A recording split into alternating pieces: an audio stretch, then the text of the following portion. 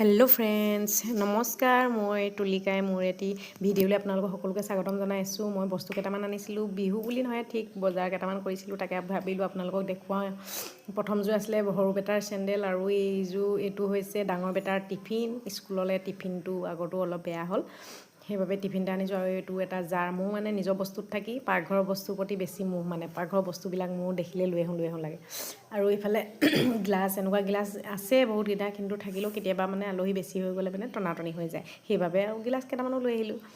কোৱা নাই জানো মোৰ পাকঘৰৰ বস্তুৰ প্ৰতি বেছি মোহ বুলি। আৰু এইফালে হেঙাৰ চাকনি এখন লৈছোঁ, কেতিয়াবা কিবা এটা ভাপত দিয়া নিচিনা কৰিব পাৰিম আৰু সাজ চাকিব পাৰিম। আৰু এইটো এটা প্ৰয়োজনীয় বস্তু, কি মাংস চাংস ধুবলৈ বহুত ভাল, মানে এইটো হেঙা খৰাহীটো সৰু, ডাঙৰ এটা আছে কিন্তু সৰুবোৰ বেছি ভাল লাগে, সেইবাবে এনেকুৱা এটা আনিলোঁ।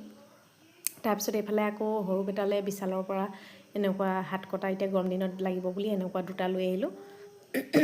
ল'ৰাৰ কাপোৰবোৰ যে যিমান হ'লেও নোজোৰে মানে। এইফালে ডাঙৰ টিং এটা লৈ আহিলোঁ খোৱা পানী থ'বৰ কাৰণে, আমাৰ যে পানীবোৰ ফিল্টাৰ কৰি অৱস্থা বেয়া হৈ যায়। তাৰপিছতে এইফালে মাৰ কাৰণে হাত কটা ব্লাউজ দুটা আনিলোঁ। গৰম দিনত হাত কটা লাগে, এইটো গুলপীয়াটো মোৰ ভাগৰ। আৰু এইফালে ৰঙা এটাও আনিলোঁ, ৰঙাটো বিহুত পিন্ধিব পাৰিম কেতিয়াবা বুলি। আৰু এইযোৰ হৈছে সৰু বেটাৰ বিহু কাপোৰ বুলিয়ে ক'ব পাৰি আৰু সৰু বেটাৰ। আৰু ডাঙৰ বেটাৰ এপাকৰ ঘৰলৈ যাওঁতে দুটামান লোৱা হৈছিলে, সেইবাবে এইটো অকল এটাহে আনিলোঁ, স্পৰ্টিং। ডাঙৰ বেটাৰ স্পৰ্টিং এটা, আৰু মিষ্টাৰৰ একোৱেই নাই, এইকেইটাই আৰু বিশেষ। তাৰপিছত আৰু এইটো এটা ঢোল, ডাঙৰ বেটাৰ কাৰণে আনি দিছে, বাপেকেও বজাব পুতেকেও বজাব আৰু ঢোলটো। তাৰপৰা এইফালে সৰু বেটাই বিহু কাপোৰ পিন্ধিলে। আজিলৈ ভিডিঅ'টো ইমানেই, বাই বাই।